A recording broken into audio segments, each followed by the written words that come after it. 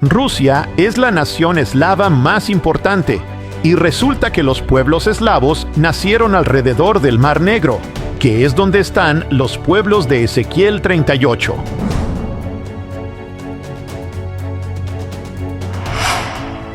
Rusia, la Unión Soviética, estaba en contra de Dios y en contra de Israel. Gog está en contra de Dios y de Israel. Luego está el argumento lingüístico. Dice: Hijo de hombre, pon tu rostro contra Gog, Magog, Ros, Mesec y Tubal. Ros, se decía, es la raíz de Rusia. Suena mucho como Rusia. Luego tienes a Mesec. Se decía que Mesec es la raíz de Meshki, Moscú.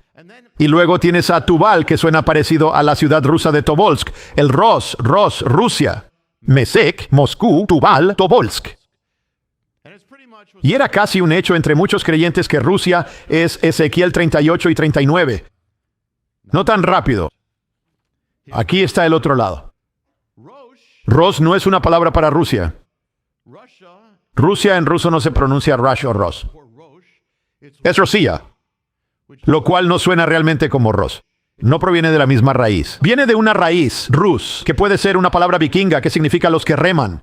Pero el otro problema es que ni siquiera sabemos si la palabra Ros es un nombre. Ros es una palabra hebrea. Ros significa cabeza. Rosh Hashanah significa cabeza. Así que algunas de sus Biblias dicen Ros, otras dicen príncipe de Rusia, príncipe de naciones, cabeza de naciones. Así que no estamos seguros de eso. Así que muchas Biblias dirán eso. Ahora hay que tener cuidado. Digo, por este razonamiento se podría decir que Rusia está más conectada con Rush Limbaugh que con Ezequiel. ¿Pero qué hay de Mesec? Mesec y Moscú Meshki. Bueno, el problema es que Moscú no proviene de una raíz relacionada, vinculada a eso. Moscú en ruso es Moskva. Eso no suena realmente como Mesec. ¿Y qué hay de Tubal?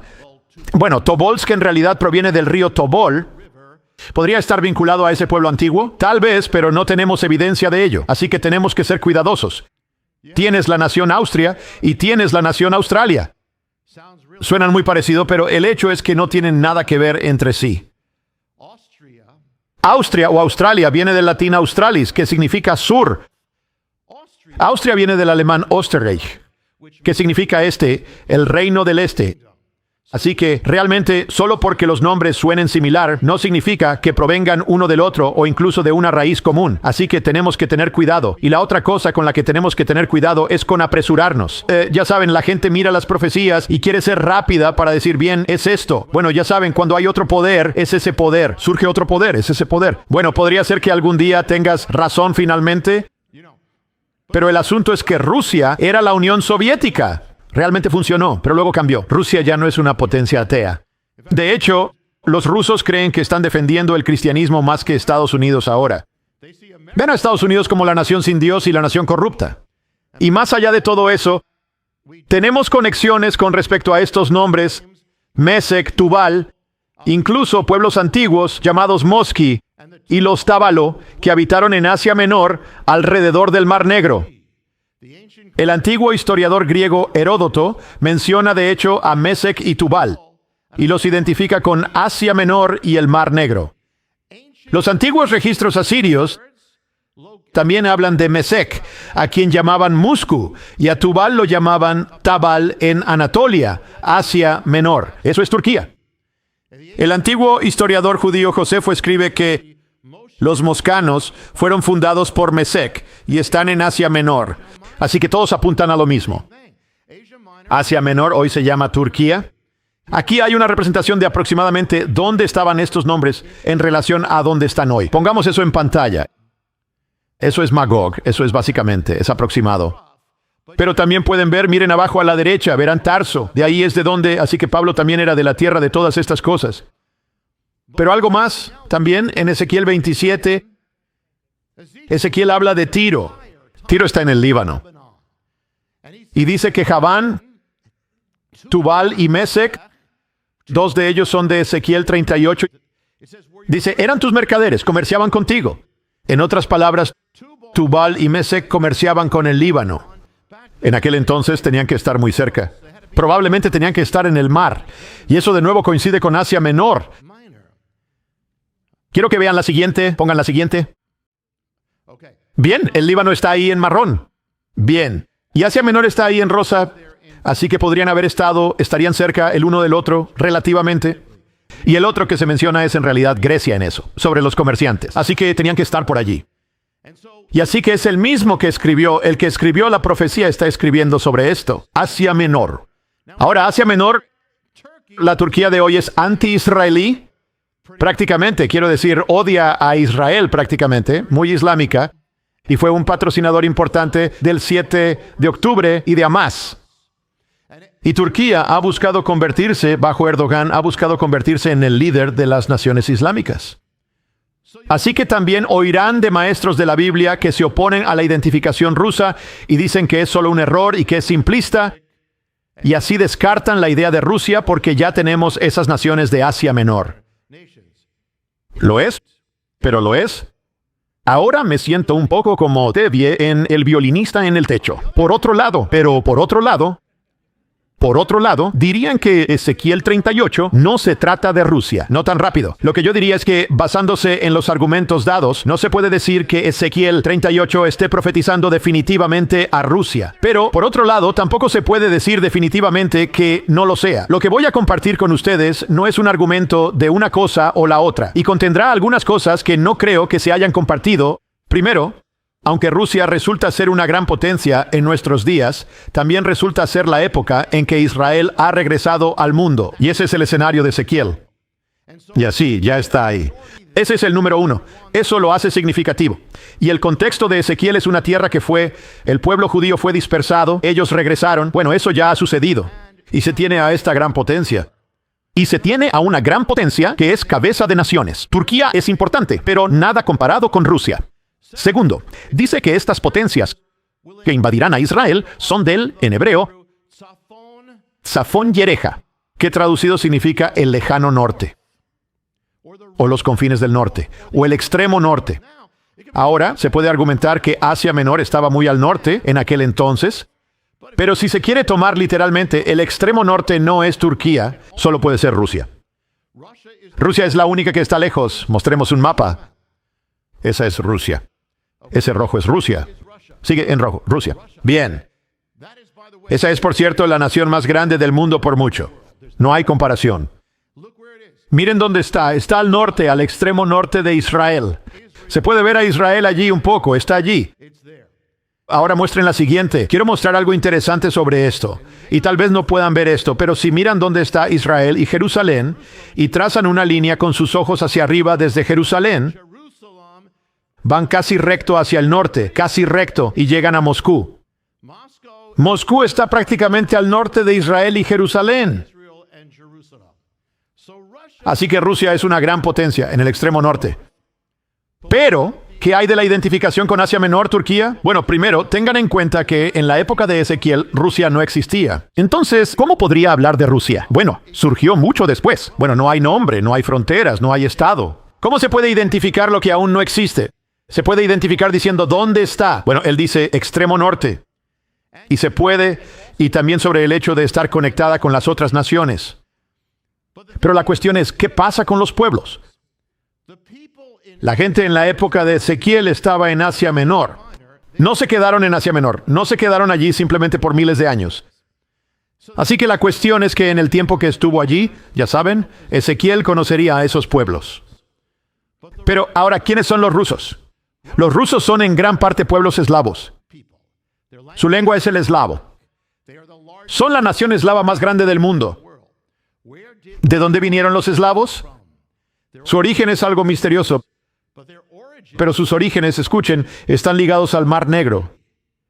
Rusia es la nación eslava más importante, y los pueblos eslavos casualmente nacieron alrededor del Mar Negro, que es donde están los pueblos de Ezequiel 38. ¿Entienden? Así que todos esos pueblos, Mesec y Tubal, que están por todo el Mar del Norte, pero ahí es donde los eslavos comenzó esta migración, o ese es ciertamente uno de sus orígenes. Dio origen a esta civilización eslava. Resulta ser la tierra de Ezequiel 38. Ahora, algo más que notar, ya saben, con la posible excepción de Persia, Persia, la mayoría de las cosas de las que habla Ezequiel no son tanto grandes reinos, son pueblos, la gente se mueve. La gente cambia. Si miran Asia Menor, no quedó igual. ¿Qué pasó? Los romanos tomaron el control y se volvió romana. Los griegos también tenían cultura griega allí. Hoy, los turcos están ahí. Los turcos no estaban allí en ese entonces. Los turcos entraron y arrasaron, o se mezclaron y los otros desaparecieron, o los otros se fueron, o ya se habían ido antes de que ellos llegaran. Los turcos no estaban allí en ese entonces. Ahora, digamos que se le dio una profecía a la familia Smith, que una familia Smith en el futuro, dice, se levantarán con un gran ejército y volverán al pueblo. Van a invadir el pueblo. La profecía se da mientras la familia Smith vive en la casa Smith. Pero luego venden su casa a otra familia y se mudan a un pueblo vecino. Años después surge un ejército y está vinculado a la familia Smith. ¿Dirían ahora que la profecía era sobre la casa, la gente que está en la casa ahora, o la familia Smith, que ya se mudó de esa casa? Así que lo que digo aquí es que Ezequiel nombra a todos estos pueblos. Eso es como la familia Smith en la casa, pero luego hay migración y luego se están moviendo, y claramente los que están allí hoy no son las mismas personas. Pero sabemos que en Rusia hubo migraciones y migraciones. Y el punto es que la nación eslava más poderosa es Rusia. Y tienes un vínculo con el Mar Negro. Ahora, escuchen, estoy citando a un historiador. Escuchen lo que dice. Los orígenes de los eslavos, piensen en Rusia, parecen estar en la Edad del Bronce, en algún lugar al norte del Mar Negro. Es muy posible que todos hablaran una lengua protoeslava y comenzaron a extenderse en diferentes direcciones. Pero su idioma ahora une a esta cultura, Mar Negro. Quiero que miren la región del Mar Negro. Pongamos eso. Bien, ya vieron eso antes. Así que esos son todos los pueblos de los que habla Ezequiel. Y miren arriba, Mar Negro, Mar Negro. Eso es en la época de Ezequiel. Ahora, miremoslo ahora. Miren, es la misma zona. Miren a la derecha. ¿Qué ven? Rusia. Rusia está ahí. Tienen a Ucrania ahí. Tienen esto. Y así, no solo emigraron estas personas, Rusia está justo ahí. Georgia está justo ahí. Georgia. ¿Saben quién vino de Georgia? Joseph Stalin vino de Georgia. Todo esto era parte de la Unión Soviética. Todo está vinculado a Rusia. Y sin embargo, toca el área de Ezequiel. Oigan, quiero animarlos a apoyar este canal y al ministerio suscribiéndose. Nos ayudará a llegar a más personas y a difundir la palabra de Dios aún más. Solo pulsen el botón de suscripción. Ahora, volvamos al mensaje. Y Ezequiel está profetizando hace 2500 años. No se puede descartar a Rusia. Es lo que digo aquí. No se puede ser dogmático, pero no se puede descartar. Rusia estuvo detrás de la resurrección de Israel en cierto sentido, e incluso del ascenso de Estados Unidos por eso. Cuando Rusia se volvió comunista, también persiguió a los judíos, como lo habían hecho los zares. Pero cuando llegó la votación por la existencia de Israel en 1947, las Naciones Unidas, no lejos de aquí, en Queens, la Unión Soviética, creyó que Israel expulsaría al poder británico, y eso ayudaría a Rusia. Así que el líder ruso, Joseph Stalin, que odiaba al pueblo judío, ordenó a sus delegados votar sí por Israel. E instruyó a las naciones de Europa del Este a votar todas que sí por Israel. Así que Israel se convirtió en una nación. Dios puso sus ganchos en las mandíbulas de Rusia para resucitar a Israel. Miren qué poderoso es Dios. Miren qué soberano es Dios. Y hubo un embargo de armas en todo el lugar. No, afectó a Israel. Las naciones impusieron un embargo de armas. Israel no tenía armas. Los árabes sí. Israel no sabía luchar. No tenían armas. Pero Stalin le dijo a Checoslovaquia que les diera armas. Y así, ellos tomaron las armas usadas, de hecho, algunas que obtuvieron de los nazis, así que ahora el pueblo judío vuelve a ser una nación usando armas del satélite de la Unión Soviética, Checoslovaquia, que fueron usadas por Hitler. Ahora se usan para defenderse y sobrevivir, y se convirtieron en una nación. Dios usó a Rusia a pesar de sí misma. Poco después del renacimiento de Israel, Stalin y la Unión Soviética se volvieron contra Israel. Se dieron cuenta de que no iban a ser amigos o que no iban a ser Creo que sí, así que empezaron a armar a todas las demás naciones. Algunos de ustedes recuerdan esta época. Armaron a todas las naciones árabes para destruir a Israel. E inundaron a las naciones árabes con literatura antisemita, lo que afectó a Hamás, infectó todo eso y de hecho ha afectado a los campus universitarios en Estados Unidos hasta hoy. Rusia se convirtió en el archienemigo de Israel. 1967. Escuchen esto. Rusia envía un informe a Egipto de que Israel planeaba invadir Siria, su aliada. El informe hizo que Egipto y el mundo árabe movilizaran todos sus ejércitos contra Israel y dijeran: ahora nos estamos preparando, vamos a destruir a Israel, vamos a arrojarlos al mar.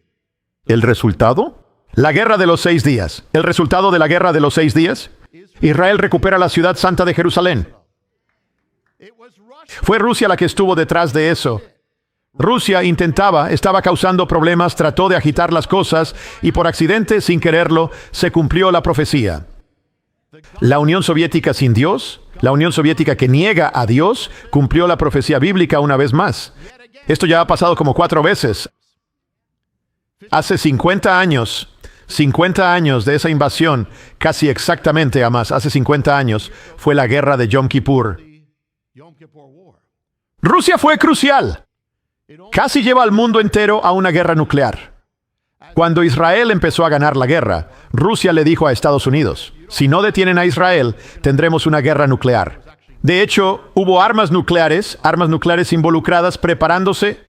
1967, tras tomar Israel Jerusalén, la Unión Soviética cortó relaciones con ellos y se mantuvieron cortadas hasta que cayó la Unión Soviética. Cuando cayó la Unión Soviética, ¿saben qué pasó? Multitudes de judíos regresaron a la tierra. No sé si recuerdan eso. De nuevo, Rusia por defecto. Es como si Dios siguiera usándola por defecto. Mientras ellos, cuando estaban por caer, todos estos judíos, fue el segundo éxodo. Ellos bajaron. Tanta gente bajó de regreso a Israel. Es increíble que fuera de la antigua Unión Soviética, la nación que tiene más ciudadanos de habla rusa en relación con su población es Israel. Es asombroso. No conozco otra nación que haya sido usada tan continua y críticamente, desde el siglo XIX hasta ahora, en la resurrección de Israel, a pesar de sí misma, como Rusia. Rusia, a través de la persecución, ayudó a iniciar el renacimiento de Israel. En el momento de su renacimiento selló que entraría. Luego, al intentar causar problemas y atacar a Israel, llevó a Jerusalén. Y luego cuando cayó el mayor éxodo. Increíble. Eso solo me haría reflexionar que algo está pasando. Que algo importante profético está ocurriendo con esa potencia. Ya he compartido eso cuando hablo de Alemania, pero yo no existiría si no fuera por Hitler. Porque Hitler hizo que mi padre huyera para salvar su vida siendo un niño. Y yo nunca existiría si no lo hubiera hecho. Claro, Hitler no quería. Hitler quería matar a todos los niños judíos. Pero otra bendición por defecto: yo no existiría si no fuera por Rusia y los zares. Mi familia, por parte de mi madre, escaparon del zar huyendo a Estados Unidos. Cuando llegó la persecución, vinieron aquí. Así que Rusia, a pesar de sí misma, incluso en mi vida, es una bendición. Ahora, ¿qué significa esto para Estados Unidos? Abriremos ese tema la próxima vez que hagamos esto. Pero quiero concluir con esto. ¿Qué revela esto? Número 1, no acepten algo solo porque alguien se los diga, incluso si están en el Señor. O te dicen que Dios dice que su palabra lo dijo, compruébalo por ti mismo. Sé como un bereano. Debes comprobar la palabra de Dios por ti mismo. No puedes aceptarlo solo porque todos en el cristianismo lo aceptan. Tienes que ver si algo es verdad. ¿Por qué la palabra dice eso la palabra? Número 2, no seas dogmático con las cosas con las que la Biblia no es dogmática. Hay mucha gente que se vuelve muy dogmática con cosas que la Biblia no lo es. Enfócate en lo principal y no en lo secundario. No ignores lo principal ni te enfoques en lo secundario. Mantén el equilibrio, mantente firme, pero sé abierto, pero mantente firme. ¿No vas a tener todas las respuestas en esta vida? Pero ¿sabes qué? Sí tienes la respuesta en esta vida, y eso basta. Tienes la respuesta. No vas a entenderlo todo. Nadie lo hace. Ningún experto en profecía lo hace. Mantente alerta, dice, mantente en guardia. Observa las señales de los tiempos. Mantente atento, pon tus ojos en el Mesías.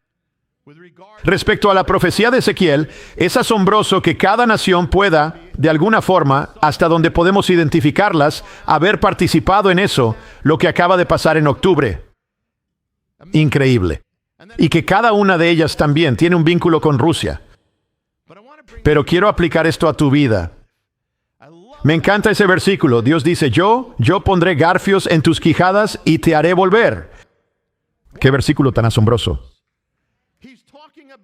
Habla de una gran potencia como si fuera un buey. Pondré garfios en tus quijadas, nación poderosa. Voy a poner un garfio y te voy a guiar.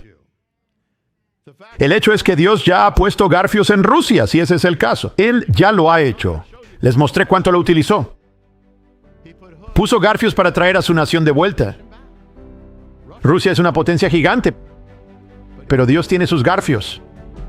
Y Él puede convertir a una nación gigante, reino, imperio o superpotencia en lo que Él quiera. Hola, soy Jonathan Cahn y espero que el video haya sido de bendición. Asegúrate de oprimir el botón de suscribir y activa la campanita para que se te notifique cada vez que se publique un nuevo video. Puedes compartir tus reacciones en los comentarios y cómo te ha bendecido, y comparte este video con tus amigos. Gracias por ver y nos vemos la próxima vez.